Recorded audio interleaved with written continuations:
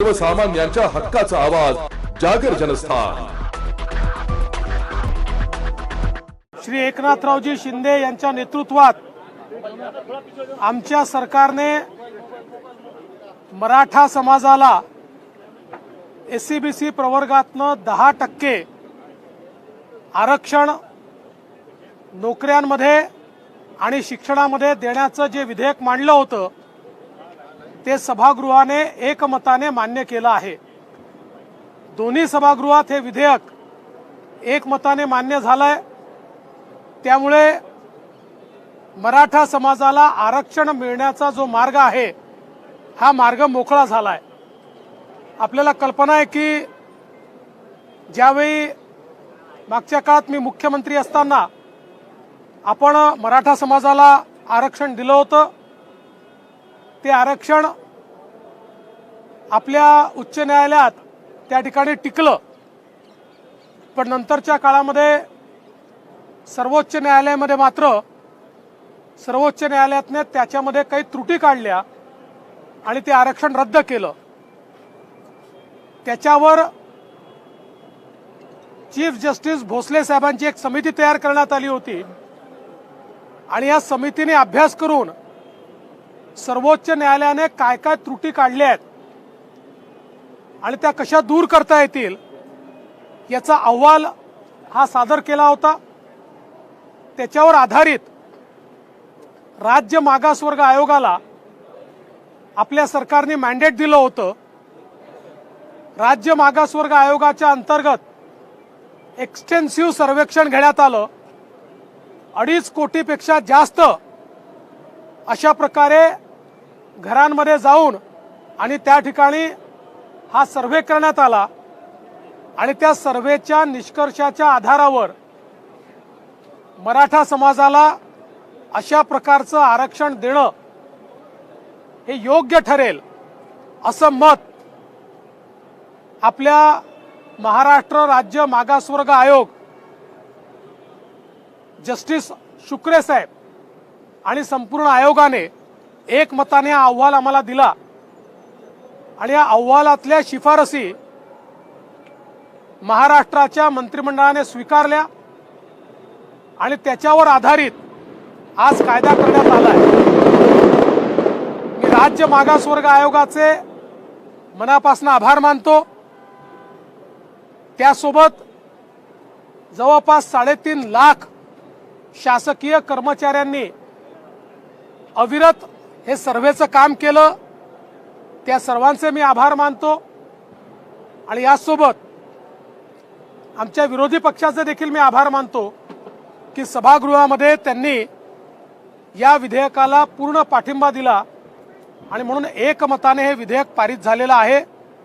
मला विश्वास आहे की एकीकडे आरक्षणाचा प्रश्न आम्ही सोडवलाय आणि दुसरीकडे वेगवेगळ्या मार्गातनं मराठा समाजाच्या उत्थानाकरता मग ते स्वर्गीय अण्णासाहेब पाटील आर्थिक विकास महामंडळ असेल किंवा या ठिकाणी राजश्री शाहू महाराजांच्या नावाने जी संशोधन संस्था आपण सुरू केलेली आहे ती संस्था असेल किंवा इतर विविध इंटरव्हेन्शन जे आपण केलेले आहेत, यामुळे मराठा समाजातल्या तरुणाईला निश्चितपणे न्याय मिळेल अशा प्रकारचा मला विश्वास आहे। मला याही गोष्टीचा आनंद आहे की हे सगळं करत असताना ओबीसी समाजाला कुठेही त्या ठिकाणी अडचण होईल, त्यांचं आरक्षण कमी होईल, त्यात कुठला वाटेकरी होईल अशा प्रकारचा मार्ग आम्ही स्वीकारलेला नाही।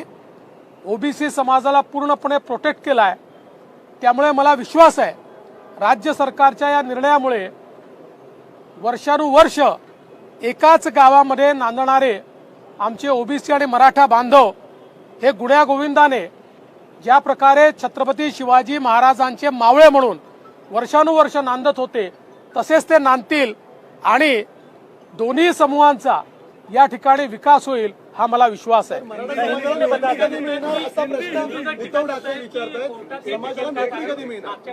आज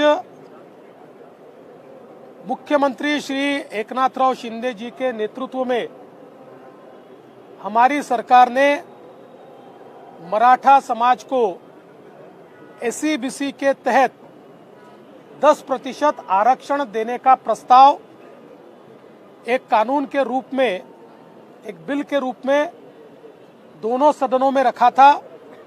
दोनों सदनों में एक मत से यूनानिमसली इस कानून को मान्य किया है, इस बिल को मान्य किया है और इसको कानूनन अमली जामा पहनाया है।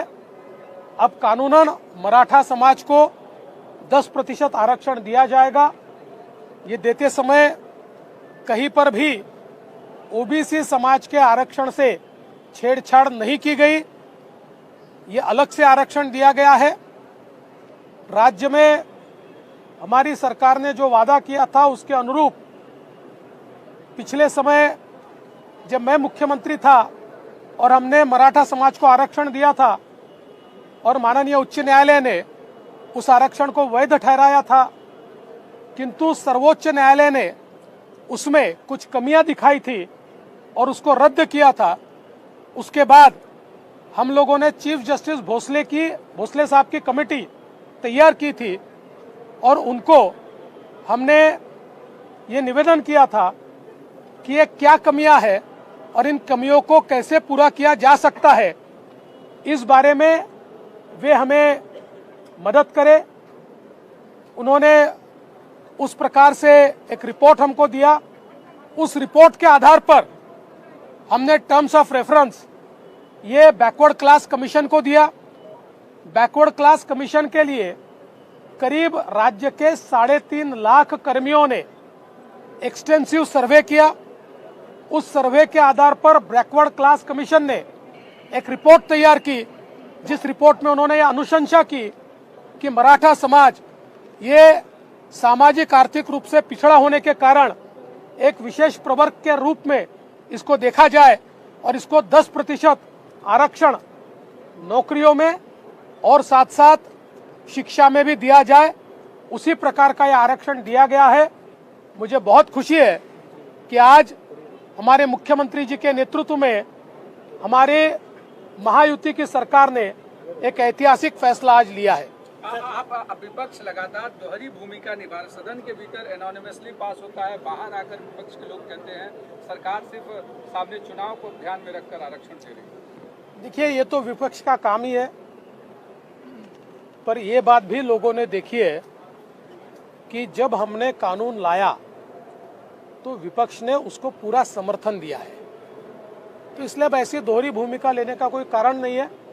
फिर भी मैं ये बात कह दूं, चुनाव हो चाहे नहीं हो, हमने ये भूमिका 1.5 साल से रखी थी और 1.5 साल से हम लोग इसके ऊपर मेहनत कर रहे थे और उसके बाद ये नतीजा आया है। मेगा भरतीमध्ये अजितदादांना अर्जंटली बाहेर जायचं होतं, ते BSc ला देखील उपस्थित नव्हते, ते अर्जंटली बाहेर गेले। मेगा भरतीमध्ये मराठा आरक्षणाचा आता समावेश मेगा भरती जी तुम्ही करत आहात त्याच्यामध्ये तर मराठा आरक्षणाला नोकऱ्या मिळतील का? उद्धव ठाकरे पण सवाल विचारत आहेत। एकदा कायदा पास झाला की आता जेवढ्या ऍडव्हर्टिजमेंट्स निघतील त्या सगळीकडे मराठा समाजाचं आरक्षण असेल। उद्धव ठाकरे नाम प्रश्न का पड़ता है? उन्होंने शक जताया कि जो आपने वादा किया है वो जमीन पर नौकरियां मिलना चाहिए लोगों को, वो देखना चाहते हैं। कौन? उद्धव ठाकरे ने कहा कि चलो अच्छी बात है, उद्धव ठाकरे जी का भी हमारे ऊपर ही भरोसा है, ये भी बहुत अच्छी बात है। उनका भरोसा ये सही है, ये हम दिखाएंगे। अभी मराठी सर उद्धव ठाकरे हा प्रश्न विचारताय, नोकरी पण देणार का मराठा आरक्षणातून? तुम्ही आरक्षण दिलं का नोकरी पण देणार का? मला असं वाटतं की आता हे विधेयक पास झाल्यानंतर सगळ्या नोकऱ्यांमध्ये हे आरक्षण मिळणारच आहे। त्यांच्या समोरच विधेयक पास झालेलं आहे, त्यामुळे त्यांना असा प्रश्न पडण्याचं काही कारण नाही आहे। पण मला हे माहिती आहे की त्यांचा आमच्यावरच विश्वास आहे। त्यांना माहिती आहे की मराठा समाजाला नोकऱ्या असेल, शिक्षणात असेल, सवलती जर कोणी देऊ शकेल तर ते एकनाथराव शिंदेजी यांच्या नेतृत्वातलं सरकारच देऊ शकेल, हे त्यांना देखील माहिती आहे। लोकसभा चुनाव को ध्यान 16% आरक्षण दिलं होतं। पृथ्वीराज चव्हाण मुख्यमंत्री असताना मराठा समाजाला 16% दिलं होतं, त्यानंतर तुम्ही मुख्यमंत्री असताना 13% दिलं आणि आता परत 10%। दिवसेंदिवस मराठा समाजाची टक्केवारी कमी होते आरक्षणाची, मात्र हे भविष्यात टिकल का नाही? पहिली गोष्ट तर अशी आहे की 16% जे आरक्षण दिलं होतं ते माननीय न्यायालयाने नाकारलं. पुन्हा आपण 16% दिलं होतं ते न्यायालयाने 12 आणि 13% हे लॉजिकली त्यावेळी केलं होतं. परंतु आता राज्य मागासवर्ग आयोगाने सुप्रीम कोर्टाने जे काही निकष दिले त्या निकषांच्या आधारावर ज्यावेळेस पाहणी केली त्या पाहणीतनं त्यांनी ज्या प्रकारचा रिपोर्ट दिला आहे, शेवटी आपल्याला आरक्षणाची टक्केवारी ठरवताना जो काही आपल्याकडे रिपोर्ट असतो त्याच्यामधले जे काही निरीक्षणं असतात आणि वेळोवेळी न्यायालयाने दिलेले आदेश असतात याच्या पर्व्ह्यूमध्येच हा निर्णय आपल्याला करावा लागतो. जसं ईडब्ल्यूएसला देखील 10% आरक्षण देण्यात आलं तसंच एसईबीसीलाही 10% आरक्षण देण्यात आलेलं आहे. कांग्रेस ने कहा मुसलमानों को भी आरक्षण मिलना चाहिए, मराठाओं को इंसाफ दिया, मुसलमानों को भी आरक्षण दिया. नहीं, इसके ऊपर आप सवाल उद्धव ठाकरे जी को पूछिए. क्या उद्धव ठाकरे जी को ये मंजूर है कि उनकी साथी कांग्रेस कहती है कि मुसलमानों को आरक्षण दिया जाना चाहिए? ये सवाल मेरे से ज़्यादा आप उद्धव ठाकरे जी को पूछ सकते हैं. हमारा तो पहले दिन से हमारी भूमिका पक्की है. धार्मिक आधार पर आरक्षण भारत रत्न डॉक्टर बाबा साहेब आम्बेडकर ने तैयार किए हुए संविधान में इसका कोई प्रावधान नहीं है और भारत रत्न डॉक्टर बाबा साहेब आम्बेडकर के संविधान की शपथ हमने खाई है. इसलिए उस संविधान से अलग कोई भी निर्णय भारतीय जनता पार्टी या महायुति की सरकार नहीं कर सकती. इसलिए सवाल उद्धव जी को और कांग्रेस को पूछिए. पुण्यामध्ये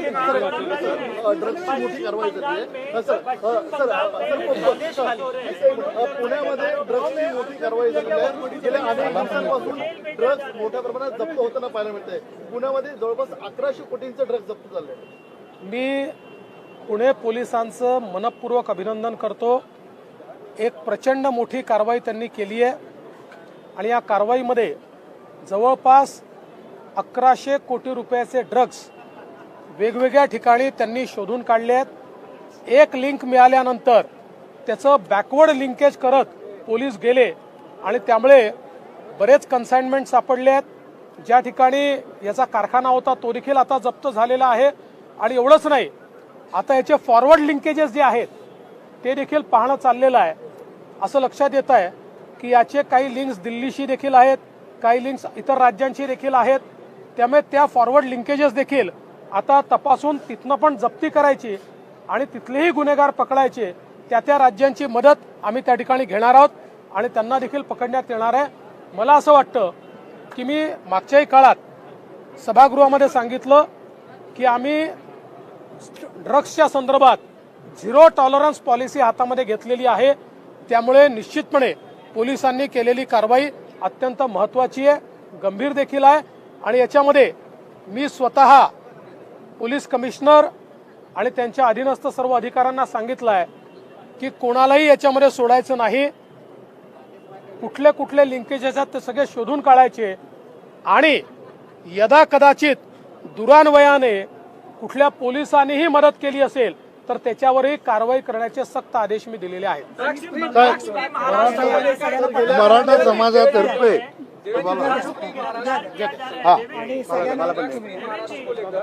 और बांग्ला के पत्रकार सरकार ने अरेस्ट कर लिया है. एक मिनट ये मिठाई खिला रहे हैं, मिठाई के बाद में करता हूँ. क्यों क्या?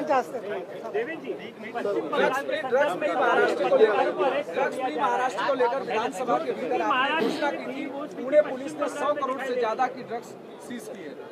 देखिए, मैं पुणे पुलिस का बहुत बहुत अभिनंदन करना चाहता हूं.